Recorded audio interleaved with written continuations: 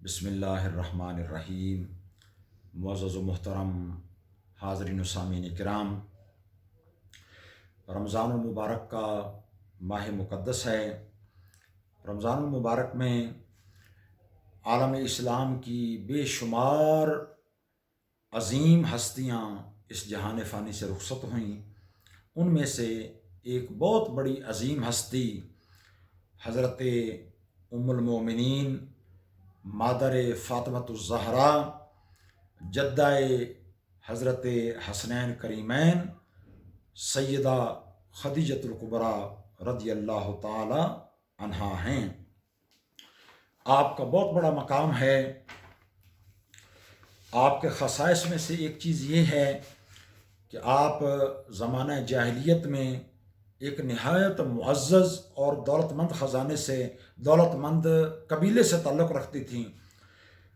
اور آپ کے سرکار دو عالم صلی اللہ علیہ وسلم سے نکاح سے پہلے 2 نکاح ہو چکے تھے، اور آپ کے وہ دونوں خاوند ابو حالہ اور عتیق بن عائض مخزومی فوت ہو چکے تھے۔ ان سے آپ کی اولاد بھی تھی، لیکن ان کے بعد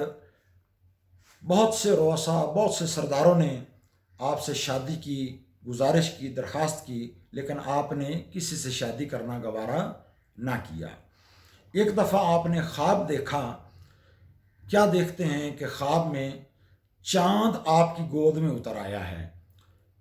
اور اتنی روشنی ہے کہ آپ کے گھر میں روشنی پھیل گئی ہے، اور پھر آپ کے گھر سے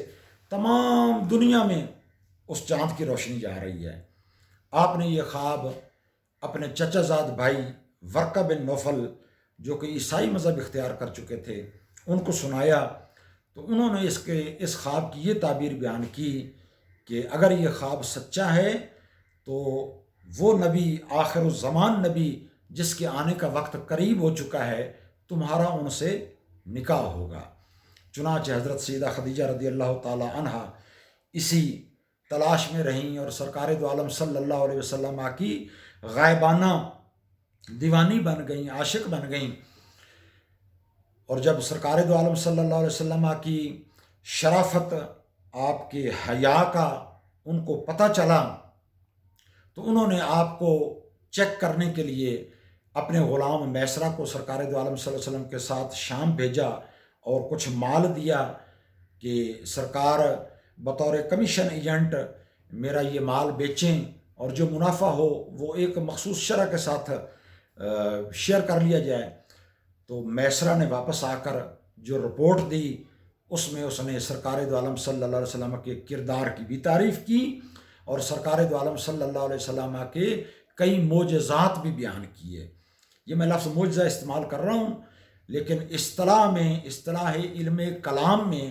نبی سے جو خرق عادت کام اعلان نبوت سے پہلے ہوتا ہے، اس کو وہ معجزہ نہیں کہتے بلکہ ارہاس کہتے ہیں۔ لیکن چونکہ یہ عام فہم اصطلاح نہیں ہے، اس لیے میں لفظ معجزہ ہی کہہ لیتا ہوں۔ اور پھر جب سرکار دو عالم صلی اللہ علیہ وسلم مال لے کر مدینہ طیبہ آئے، اور کئی گنا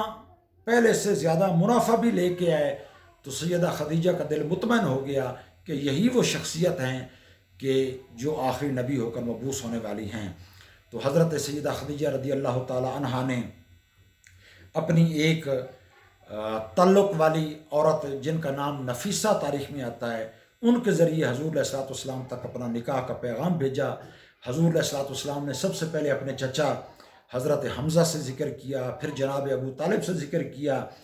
اور پھر اپنے چچاؤں کو اور قبیلہ بنو مدر کے اور لوگوں کو لے جا کر رشتہ طلب کیا، اور 500 درہم حق مہر ادا کیا۔ تو اس طرح سیدہ خدیجہ رضی اللہ تعالی عنہا سرکار دو عالم صلی اللہ علیہ وسلم کے نکاح میں آ گئیں۔ اب جب سرکار دو عالم صلی اللہ علیہ وسلم 40 سال کی عمر میں کو پہنچے، تو فرشتہ قرآن مجید کی آیات لے کر آیا۔ تو سرکار دو عالم صلی اللہ علیہ وسلم نے اس بات کی سب سے پہلے جس ذات کو خبر دی، وہ حضرت سیدہ خدیجہ رضی اللہ تعالی عنہا تھیں۔ اور وہ مشہور روایت ہے کہ وہ آپ کو ورقہ بن نوفل کے پاس بھی لے گئیں، اور انہوں نے سرکار کو تسلی دی کہ آپ پریشان نہ ہوں، اللہ تعالیٰ آپ کو عزت دے گا، آپ کا مقام و مرتبہ بلند کرے گا، اور یہ واقعی فرشتہ ہی ہے، اور آپ اللہ تبارک و تعالیٰ کے نبی ہیں اور نبوت و رسالت کے مقام پر فائز ہو چکے ہیں۔ تو سیدہ خدیجۃ الکبریٰ پہلی وہ شخصیت ہیں جنہوں نے اسلام قبول کیا۔ حضرت علی المرتضیٰ اور بی بی خدیجہ کی باقی اولاد اور آپ کے غلام حارثہ بن زید بن حارثہ، انہوں نے بعد میں اسلام قبول کیا۔ تو یہ اہل بیت میں سب سے پہلے حضرت سیدہ خدیجہ اسلام لے آئیں، اور اہل بیت کے علاوہ مکہ کے بااثر افراد میں سے سب سے پہلے حضرت ابو بکر صدیق رضی اللہ تعالیٰ عنہ نے اسلام قبول کیا۔ تو حضرت سیدہ خدیجہ رضی اللہ تعالیٰ عنہ نے تمام زندگی سرکار دو عالم صلی اللہ علیہ وسلم کی خدمت کی، اور سرکار دو عالم صلی اللہ علیہ وسلم کا ان کے ساتھ 25 سال کا ایک رشتہ نکاح کا تعلق ہے، کہ سرکار نے جب ان کے ساتھ نکاح کیا تو مشہور روایت کے مطابق حضور کی عمر 25 سال تھی، اگر 21 کی روایت بھی ہے، 30 کی روایت بھی ہے، لیکن مشہور قول یہی ہے کہ حضور کی عمر 25 سال تھی اور سیدہ خدیجہ کی عمر 40 سال تھی۔ اور جب سرکار کی عمر 50 سال کو ہوئی تو حضرت سیدہ خدیجۃ الکبریٰ رضی اللہ تعالی عنہا کا وصال ہوا۔ اسی سال میں حضور علیہ الصلوۃ والسلام کے سرپرست چچا جناب ابو طالب کا وصال بھی ہوتا ہے۔ اس کے 3 دن بعد سیدہ خدیجہ کا وصال ہوتا ہے۔ تو سرکار دو عالم صلی اللہ علیہ وسلم بڑے مغموم ہوئے، اور اس سال کو سیر اور تاریخ میں عام الحزن کے نام سے یاد کیا جاتا ہے، یعنی غم کا سال۔ تو اس وقت تک معراج بھی نہیں ہوا تھا، 5 وقت نماز بھی نہیں فرض ہوئی تھی، نماز جنازہ بھی فرض نہیں ہوا تھا، لیکن سرکار دو عالم صلی اللہ علیہ وسلم نے خود قبر کھدوائی، سیدہ خدیجۃ الکبریٰ کو خود قبر میں دفن کرایا اور ان کے لیے دعائے خیر کی۔ اور جتنا عرصہ حضرت سیدہ خدیجہ 25 سال حضور علیہ الصلوۃ والسلام کے عقد نکاح میں رہی ہیں، سرکار دو عالم صلی اللہ علیہ وسلم نے کوئی اور نکاح نہیں کیا۔ سیدہ خدیجہ کے وصال فرمانے کے بعد پھر جتنے نکاح سرکار نے کیے ہیں سبھی ان کے بعد نکاح کیے ہیں۔ تو آج میں 2 حدیثیں جن میں سیدہ خدیجہ رضی اللہ تعالیٰ عنہا کی واضح فضیلت ہے وہ آپ کے سامنے پیش کرنے کی سعادت حاصل کرتا ہوں۔ پہلی حدیث یہ ہے، بخاری مسلم اور ترمذی کی حدیث پاک ہے، کہ ایک دن سرکار دو عالم صلی اللہ علیہ وسلم تشریف فرما تھے اور حضرت جبریل امین تشریف لائے۔ حضرت جبریل امین نے عرض کی کہ یا رسول اللہ، بی بی خدیجہ آپ کے لیے کھانا لے کر آ رہے ہیں، اور جب وہ کھانا لے کر آئیں تو اللہ تبارک و تعالیٰ کی طرف سے ان کو سلام کہیے گا، اللہ پاک انہیں سلام کہہ رہے ہیں، اور میری طرف سے بھی ان کو سلام کہیے گا۔ تو اندازہ کریں یہ کتنا مقام و مرتبہ ہے۔ آج اگر کسی کی طرف وزیر اعظم سلام بھیج دے، گورنر سلام بھیج دے، چیف آف آرمی اسٹاف سلام بھیج دے تو وہ اپنے آپ کو کتنا عالی مرتبہ سمجھتا ہے۔ تو حضرت سیدہ خدیجہ رضی اللہ تعالی عنہا کا کتنا مقام و مرتبہ اللہ کی بارگاہ میں بلند ہوگا کہ اللہ تبارک و تعالیٰ نے ان کا نام لے کر ان کو متعین کر کے حضرت جبریل امین کو بھیجا کہ میرے حبیب پاک محمد مصطفیٰ صلی اللہ علیہ وسلم کو کہیں کہ اللہ تبارک و تعالیٰ سیدہ خدیجۃ الکبریٰ رضی اللہ تعالیٰ عنہا کو سلام کہہ رہے ہیں۔ اور پھر آگے سے حضرت سیدہ خدیجۃ الکبریٰ کی فہم و فراست اور آپ کا ادب ملاحظہ کریں کہ آپ جواب دیتی ہیں کہ اللہ تو خود سلام ہے، ان کا تو نام سلام ہے، میں یہ کیسے کہہ سکتی ہوں کہ علیہ السلام، اللہ پر بھی سلام ہو؟ کیونکہ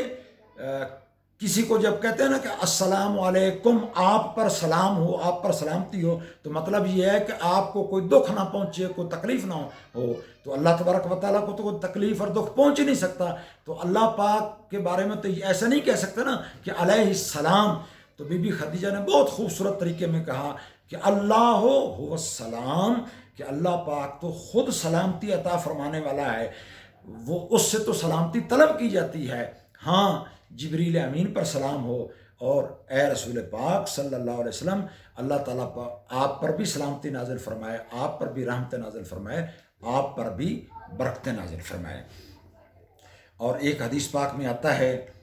یہ تو مشہور بات ہے کہ حضرت سیدہ عائشہ صدیقہ رضی اللہ تعالیٰ عنہ سرکار دو عالم صلی اللہ علیہ وسلم کو بہت زیادہ محبوب تھیں،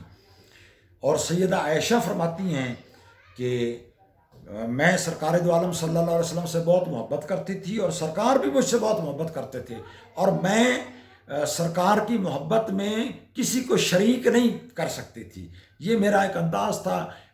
میری کم عمری اور سرکار کا میرے ساتھ محبت فرمانا اور میرے ساتھ لاڈ فرمانے کی وجہ سے میرے ذہن میں یہ بات بیٹھ گئی تھی کہ میں اپنی محبت میں کسی کو شریک نہیں کر سکتی تھی۔ لیکن باقی حضور کی ازواج کی نسبت سب سے زیادہ غیرت اور سب سے زیادہ جذبہ حسد جس کو کہہ سکتے ہیں، جو سوکنوں میں عام طور پر ہوتا ہے اور اس کو برا بھی نہیں سمجھا جاتا، وہ حضرت سیدہ خدیجہ پر مجھ کو آتا تھا۔ مجھ کو سب سے زیادہ رشک حضور کی بیویوں میں سے سیدہ خدیجہ پر آتا تھا، اور کہتی ہیں حالانکہ جب حضور نے میرے ساتھ نکاح کیا اس سے تو وہ سال دو پہلے وصال فرما چکی تھی، میں نے تو ان کو دیکھا بھی نہیں تھا، لیکن اس کے باوجود کوئی ایسا دن نہیں گزرتا تھا جب سرکار دو عالم صلی اللہ علیہ وسلم سیدہ خدیجہ کا ذکر نہ کرتے ہوں، ان کی تعریف نہ کرتے ہوں۔ تو اس لیے حضرت سیدہ عائشہ صدیقہ فرماتے ہیں کہ میں بہت غیرت کرتی تھی کہ ما غرتو الامرأۃ نبی صلی اللہ علیہ وسلم ما غرتو علی خدیجہ تھا، مجھے حضور کی کسی اور بیوی پر اتنی غیرت نہیں آتی تھی جتنی غیرت سیدہ خدیجہ پر آتی تھی۔ حتیٰ کہ ایک دن میں نے عرض کر دیا کہ کأنہ لم یکن فی الدنیا امرأۃ الا خدیجہ، کہ یا رسول اللہ آپ حضرت سیدہ خدیجہ کی اتنی تعریف کرتے ہیں، گویا کائنات میں سیدہ خدیجہ کے علاوہ کوئی عورت ہی نہیں ہے، حالانکہ اللہ تبارک و تعالیٰ نے ان سے خوبصورت اور نوجوان عورتیں بھی اللہ آپ کو عطا فرما دی ہیں۔ تو سرکار دو عالم صلی اللہ علیہ وسلم نے فرمایا انہا کانت و کانت، عائشہ واقعی خدیجہ ایسی ہی تھی، خدیجہ ایسی ہی تھی، خدیجہ کا بہت مقام تھا۔ اور بی بی صاحبہ فرماتی ہیں، بی بی عائشہ، کہ ایک دن میں نے کوئی سخت الفاظ استعمال کر دیے بی بی خدیجہ کے متعلق، تو حضور علیہ الصلوۃ والسلام کا چہرہ مبارک سرخ ہو گیا، اور اتنا حضور کو غصہ آیا اور حضور کا چہرہ اتنا سرخ ہوا کہ اتنا غصہ میں نے زندگی میں نہیں دیکھا تھا۔ اور سرکار نے فرمایا ما ابدلنی اللہ عز وجل خیرا منہا، کہ اللہ تعالیٰ نے خدیجہ سے بہتر عورت مجھے عطا نہیں فرمائی۔ آمنت بھی اذ کفر بی الناس، وہ اس وقت ایمان لے آئی جب لوگوں نے میرا انکار کیا تھا، کفر کیا تھا۔ وصدقتنی اذ کذبنی الناس، اور جب عموماً لوگ مجھے جھٹلا رہے تھے تو اس وقت سیدہ خدیجہ نے مجھے سچا میری تصدیق کی تھی۔ وواستنی بمالہا اذ حرمنی الناس، اور جب لوگ مجھ سے کنی کتراتے تھے، اپنے مال سے مجھ کو محروم کرتے تھے، تو سیدہ خدیجہ نے اپنے مال سے اس وقت میری خدمت کی تھی۔ تو اس حدیث کی روشنی میں علامہ سبکی رحمۃ اللہ تعالیٰ علیہ اور علامہ محمد بن ابو بکر رحمۃ اللہ علیہ اور بہت بڑے بڑے علماء نے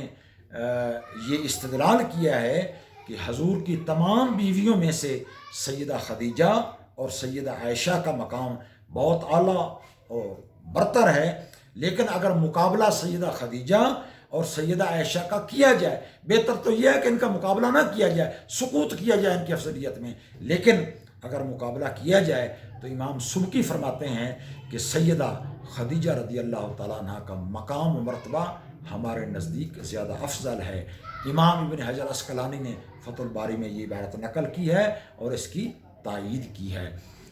دعا ہے کہ اللہ تبارک و تعالی ہمیں تمام امہات المومنین اور حضور کے اصحاب، اولیاء، علماء، حضور کی امت، بلکہ تمام کائنات کے ساتھ خیر خواہی کی توفیق عطا فرمائے۔ وآخر دعوایا ان الحمد للہ رب العالمین۔